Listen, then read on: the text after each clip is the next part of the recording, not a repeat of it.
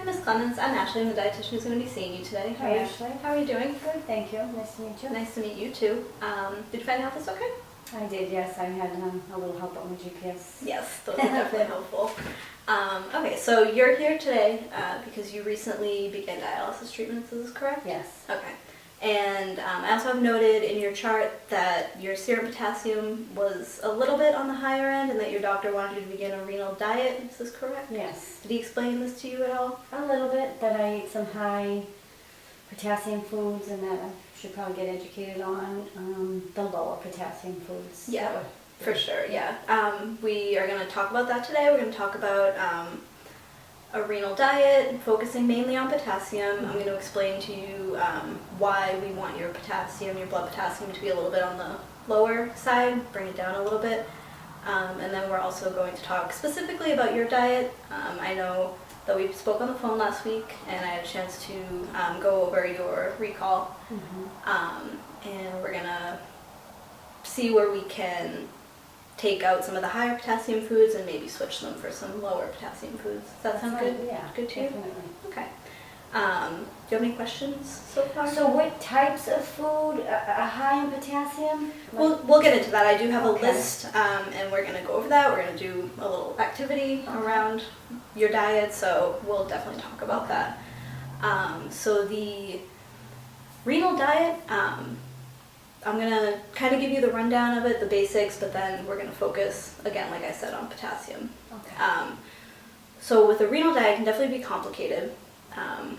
It mainly looks at the phosphorus, potassium, sodium, and protein that you're taking in, along with fluid, because as you may know, your kidneys are not functioning properly, and they are having a hard time filtering these things out of your body. So between your treatments, we want you to feel the best that you can. We don't want you kind of retaining any of these potassium, sodium, phosphorus, any of the fluid, because it kind of makes you feel crummy in between treatments, especially over the weekend where it's that 2 days that you're not going. Because I know you're going Monday, Wednesday, and Friday, Yes. right? Yeah. Okay. It takes a lot of my time up, but It definitely, yeah, You gotta do definitely what you gotta does. do. Yeah. Okay, so with the blood potassium, the reason why we're so concerned with yours being, so yours was at 5.3.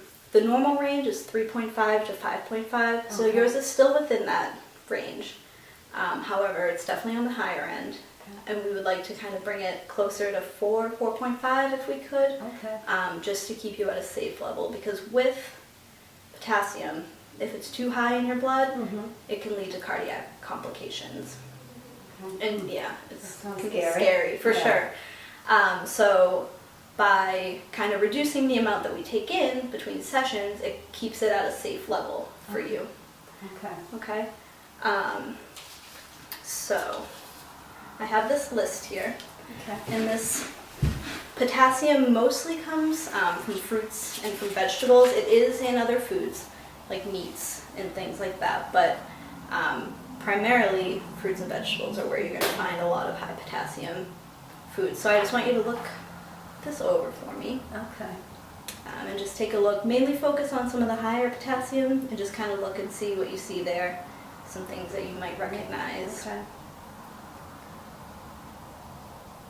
Yeah, I do eat a lot of like oranges. And in the summertime, I eat a lot of the honeydew melon and the cantaloupe. Yeah, it's very good.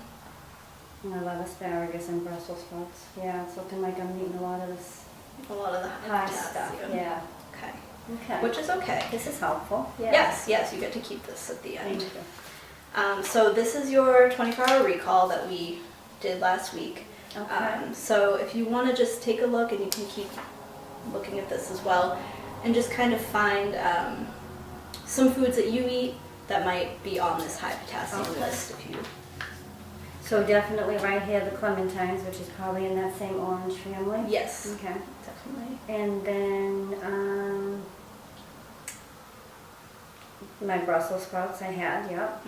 Okay. So those are the two big ones, and I did notice that you ate clementines twice Yeah. that day. So, I mean, the clementine is small, So you may be able to get away with eating like one clementine if Yeah. they are like, they seem to be like one of your favorites. Okay. Yeah, they are. So you could, you know, if you had one clementine, it might not be that big of a deal, but you definitely want to cut back Okay. on the amount. So I also now want you to take a look at this list and focus on the low and medium potassium. We'll start with the fruits because we're just talking about clementines. Okay. And pick out like 2 or 3 that you might be able to replace the clementine with that you like. Blueberries for sure. Yes, especially with the summertime coming up. Yeah. And probably peach. Peaches? Yeah. Yeah, peaches are good too. Okay, In so the do you summer. think that you could replace, Definitely. seems realistic for you? Yeah, I love fruit and I guess whatever fruit, but Yeah, awesome. Yeah. Okay. And so Brussels sprouts, if you want to take a look at some of the low and the medium potassium vegetables and see if you might like to replace. definitely broccoli and cabbage, which is Yeah. similar to the Brussels sprouts. It I is do similar. that. Yeah, that's a good switch. Yeah, definitely. Okay. So, and you eat potatoes, right? I think that was on your Yeah, food I frequency. try to stay away from them just because they're so many carbs, but yeah, Yeah, I do eat them. you do eat them. Okay, so I don't know if you've heard this before, but another tip that I like to tell people who are trying to limit their potassium is that you can actually cut the potassium in potatoes by about 1/3. Wow. Yeah. So what you have to do, it doesn't work for a baked potato. You do have to either cut, like cube the potato, slice it, or shred it. But what you can do is this is a newer technique to remove potassium in 30 minutes or less. There was an old technique that you would soak them overnight. Yeah. And by cutting them, you're kind of cutting into the cells of the Oh, potato. wow. Interesting. And soaking them in water helps to leach the potassium out. Yeah. So Interesting. this way, you peel them, and then you cut them or shred them, and then you put them in a pot of water, you bring it to a boil, and you boil them, I think it says for about 10 minutes, and then you drain the water off, and then you have potatoes that are actually reduced potassium potatoes. Wow, that's interesting. All So- these years. Right? I never knew. Do you think that would be something that you could? Yeah, definitely I could do that. Alright, so I'll let you hang on to this, Thank you. and then I'll also let you hang on to this. Okay. Okay, so today we talked about the renal diet a little bit, mainly focusing on potassium and why having high potassium in your diet and in your blood can lead to complications. And we talked about changes that you could make in your diet. Do you remember what changes that you were going to make? Yeah, I was going to cut back on the clementines Mm-hmm. and on the Brussels sprouts Mhm. and switch them to a lower potassium. Do you remember, or do you know what some of the options were for those? I'd do broccoli instead of the Brussels sprouts Mm-hmm. and probably some blueberries instead of the clementines. Perfect. Okay.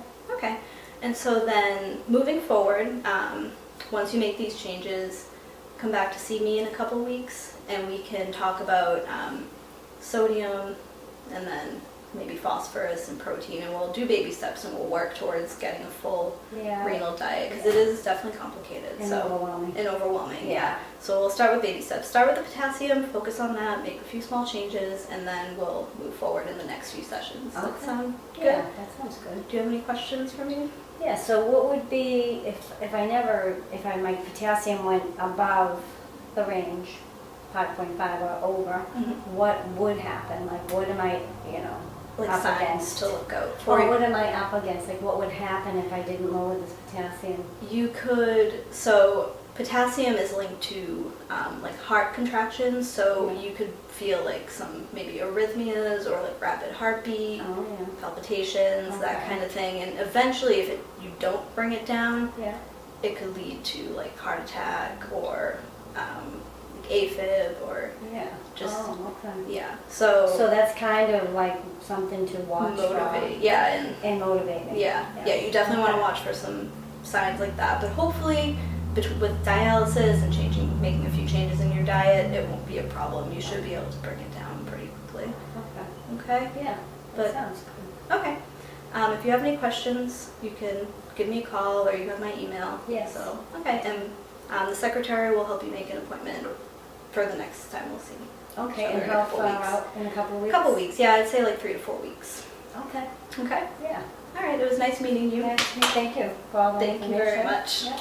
And I'll see you in a couple weeks. See you in a couple weeks.